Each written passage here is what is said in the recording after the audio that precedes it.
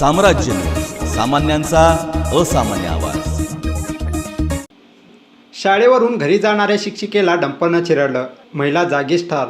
Police public स्कूलमधील इंग्रजी विषयाची शिक्षिका नीलोफर आसिफ मुजावर या शिक्षिकेला शहरातील गेंट्याल चौक येथे डंपरने चिरडले आहे। बुधवारी दुपारी 3:30च्या सुमारास हा अपघात झाला आहे। शाळेत शिकवून घरी परत जाताना काळाने घाला घातला आहे। अपघातानंतर मोठी गर्दी झाली होती। याबाबत माजी नगरसेवक बाबा मिस्त्री यांनी प्रशासनाचे वाभाळे काढले। हा मौतचा कुवा झालेला आहे।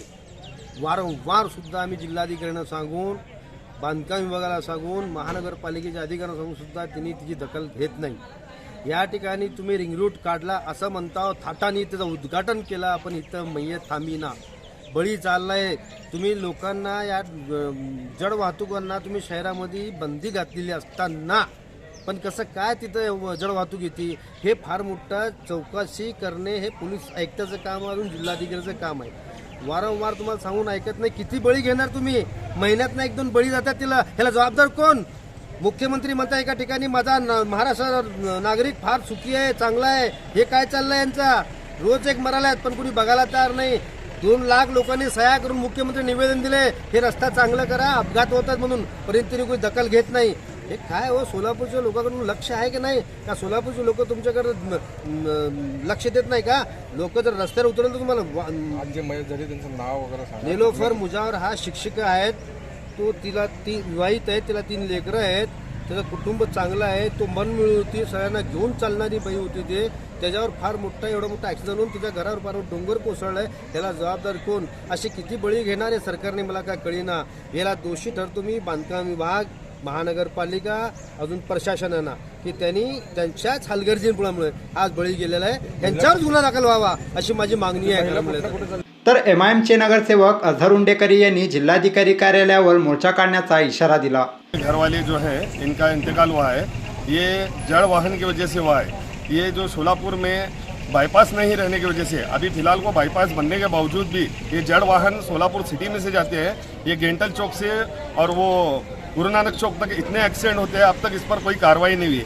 पिछले कई दिनों से बहुत सारे लोग बोल रहे हैं कलेक्टर साहब को और ये कमिश्नर साहब को महापालिका के, कि सोलापुर के रास्ते बहुत ख़राब हैं, इसकी वजह से एक्सीडेंट हो रहे हैं। तो ये लोग समझ नहीं रहे और इसमें मतलब लापरवाही की वजह से इनके लोगों की जान जा रही है। तो हमारा कहना ये है कि ये जो हमारी बहन का जो इंतकाल हुआ है, इस पर ध्यान देकर आने वाले कई लोगों का एक्सीडेंट बच सकता है, इससे कई लोगों की जान बच सकती है। तो मेरा कहना प्रशासन से यह है कि रास्तों का काम जब तक नहीं होता ये एक्सीडेंट रुकने वाले नहीं है। और ये अभी इनकी जो मैयत है का ये चल रहा है, मैयत के बाद हम इंशाल्लाह मोर्चा निकालेंगे और कलेक्टर साहब, कमिश्नर साहब के पास हम सब लोग मिलकर जाकर सोलापुर के रस्तों के बारे में बात करेंगे। सोलापूर शहरात रस्त्यांची अवस्था अत्यंत खराब झाली आहे।